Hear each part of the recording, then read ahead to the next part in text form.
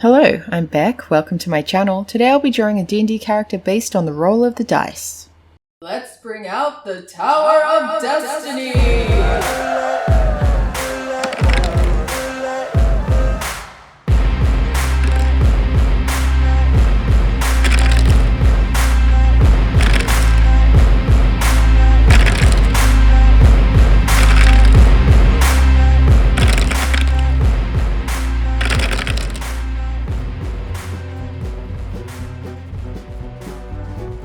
Now we have a Giff Barbarian, and as it says in the very first line of the official description, Giff are tall, broad-shouldered folk with hippo-like features. So they're basically hippo people.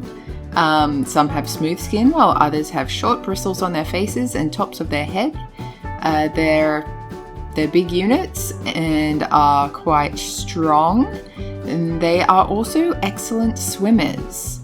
Now, in D&D lore, they're from another world, so they come from the stars, which I don't really care about that kind of stuff. I wanted my Giff, I decided to make her a lady Giff. And by the way, there is also a section saying that you can say Giff or Giff. That's obviously a little joke based on the, memes and stuff of the same language. You can say it with a hard G or a soft G. The race themselves are in disagreement as to which one it should be, but it is the source of a lot of arguments, apparently. Anyway, I say Giff in both circumstances, and that's how we'll be doing it today. What was I talking about? Yes, so they're good swimmers, which means they have a swimming speed equal to their walking speed, which is 30 feet. They also have, being from among the stars, something called astral spark. Your psychic connection to the astral plane enables you to mystically access a spark of divine power, which you can channel through your weapons. And there's some more information here. I'm just going to put it up on the page for you. Firearms mastery. Now this is important because I incorporated it into my picture. You have mythical connection to firearms that traces back to the gods of the Giff, who delighted in such weapons. You have proficiency with all firearms and ignore the loading property of any firearm. So I don't usually draw guns with my characters, and I thought it would be fun to make her kind of a Western themed character, and that's what I did.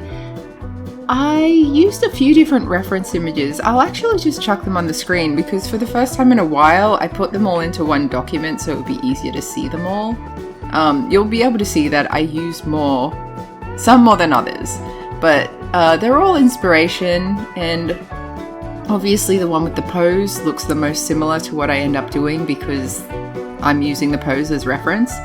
Anyway, I wanted her to still be true to what a Giff is, so like broad-shouldered, but broad-shouldered doesn't mean like fat, like a hippo with a big tummy, whereas most Giff that I saw online, they had that basically like it's a hippo who's just walking on its hind legs kind of vibe to it.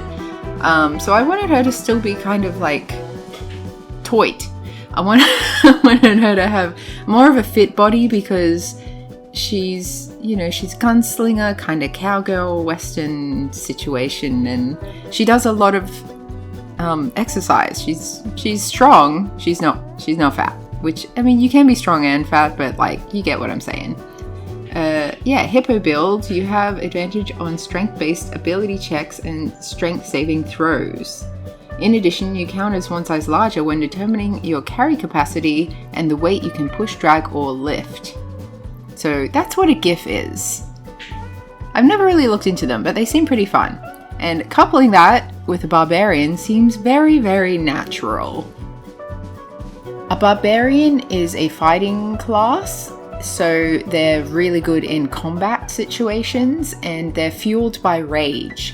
So some of the class features that you get are, well, one of them is just called Rage, where you get a bunch of cool stuff when you enter a rage as a bonus action. I'll just chuck it on the screen. I'm doing a lot of putting information on the screen because it is online, and me reading every single word, it just takes a lot of time that you don't really care about. Or maybe you do, but I don't really care about. So blah, blah, blah. Rage. You also get unarmored defense, so it's more beneficial for you to not be wearing armor during combat, which is kind of funny.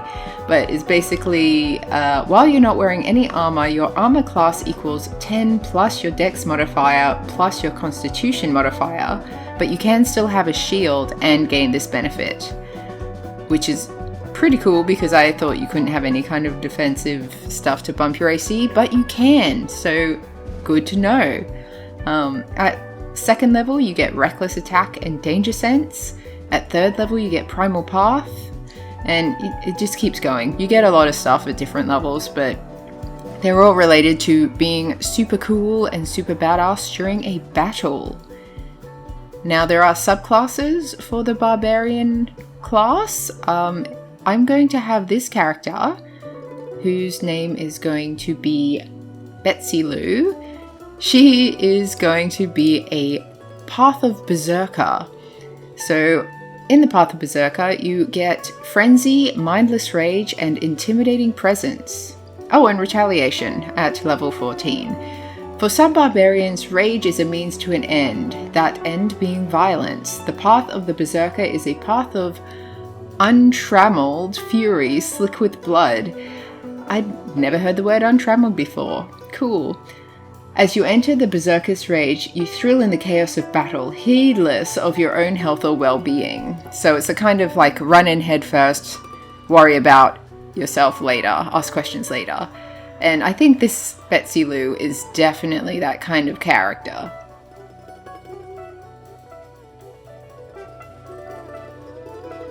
Looking at her abilities scores, we can see that she's very charismatic with her +3 there. I wanted her to have that sort of essence of like strong confidence and don't mess with me kind of styles. She's also very strong, very dexterous, and very wise. So she's been out in the world enough to gain a wisdom and understand people. She's strong, which is not surprising, and dexterous. So she knows how to use a gun. She knows how to take it apart and put it back together in 2 seconds. Maybe not 2 seconds. You get what I'm talking about.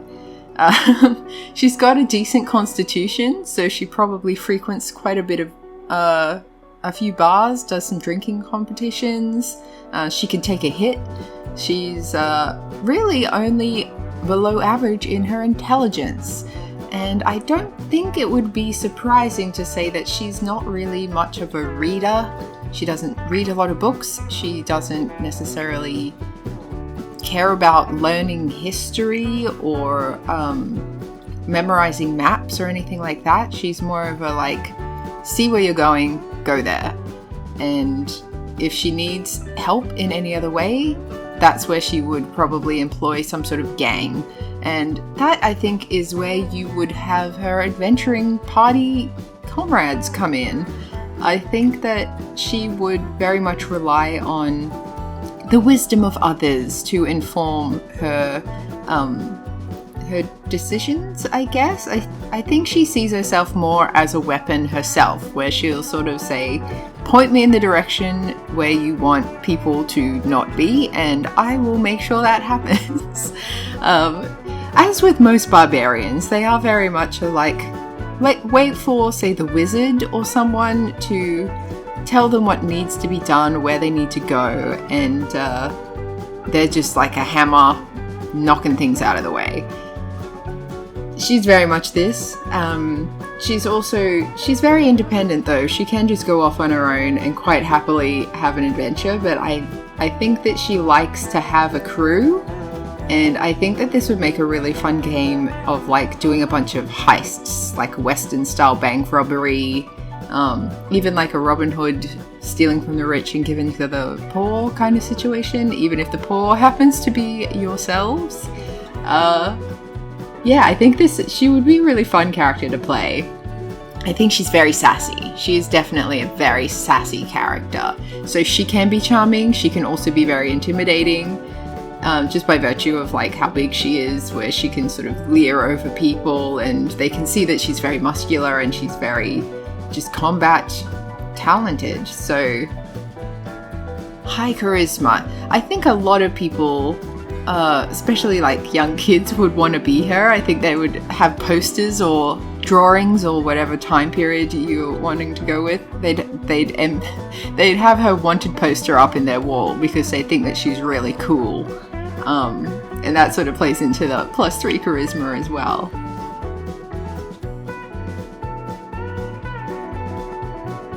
Now, normally when I talk about backgrounds, I'm not talking about the official background. I sort of will say like, oh, well, I think they grew up with this kind of family and they maybe did this kind of thing until they entered the world, at which point they became an adventurer. But to those of you who are following the latest hot gossip for Dungeons & Dragons community, there is the 2024 New Player's Handbook coming out in a little while, not too long from now. And they're putting a really much stronger focus on the official backgrounds. So there is a really long list of official backgrounds that you give to your character, and it does give your character stats a little bit of bumps in certain areas. For this character, for example, you could I would either choose criminal/spy, which gives her proficiency in deception and stealth, or entertainer, because that could be really fun. It could give her more of a bit of a deeper background than just, she breaks the law all the time and that's her background and that's where she came from. I think I will say she has the entertainer background, which gives her acrobatics and performance special proficiencies. One of the features is you can always find a place to perform, usually in an inn or tavern, but possibly with a circus theatre or noble's court. At such place, you receive free lodging and food of a modest or comfortable standard, depending on the quality of the establishment, as long as you perform each night. In addition, your performance makes you something of a local figure. When strangers recognize you in a town where you have performed, they typically take a liking to you. So this kind of gives you a role play advantage, which is a cool thing to add on if you're a barbarian or something. Like, you don't have to be a bard in order to be able to entertain people. And I think that Betsy-Lou would definitely be that kind of charismatic entertainer where she does probably like a shooting show, so throwing horseshoes in the air and shooting them before they hit the ground, and doing those kind of angle, like hits a bell and then the bullet hits it hits a bunch of stuff and then it hits the target. I think she would be quite the good entertainer, and I think maybe even this pose would be like what's on her poster, or this is her doing her show. I think that, you can see she's got the charisma, she's got it going on. But with this new player handbook that's coming out soon, I'm going to redo my little template on the side here, because they're changing race to be called species, and they're changing the way class works a little bit.